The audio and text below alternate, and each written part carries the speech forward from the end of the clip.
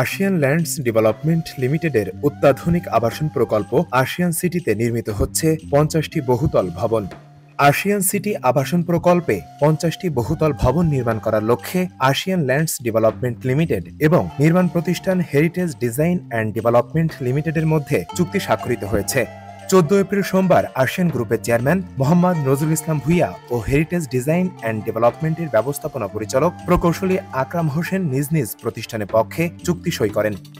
ASEAN city প্রকল্পের সাথে আমাদের একটা চুক্তি স্বাক্ষরিত ছিল, যেখানে ৫০টা project heritage design development limited time ফ্রেমের মধ্যেই করে দেওয়ার অঙ্গীকার করেছে এবং আমরা আশাবাদী আপনাদের সহযোগিতা নিয়ে আমরা দ্রুততম সময়ের মধ্যে এই প্রজেক্টকে সাকসেসফুল করে তুলব। তাদের সাথে যে কন্ট্রাক্ট এবং চুক্তি হয়েছে, আশা করি ব্যবসা হিসাবে সফলতা আল্লাহ কাম্য করুক, এটা আমরা আশাবাদী।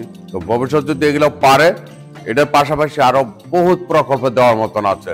৩০০ বিটা আছে, ১০০ বিটা আছে, পূর্বাঞ্চল আছে, সে যেখানেই করতে চায় সেখানে আমার প্রকল্প আছে।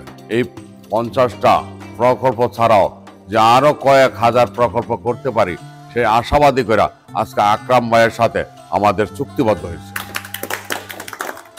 চুক্তি অনুযায়ী উভয় পক্ষ ভবন নির্মাণের সকল নিয়ম নীতি অনুযায়ী কার্যক্রম পরিচালনা করবেন বলে চুক্তিপত্রে উল্লেখ করেন।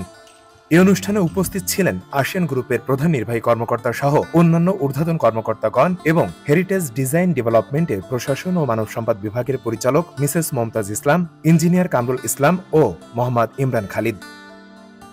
ফেরদৌস সাগর, মানব কণ্ঠ, ঢাকা।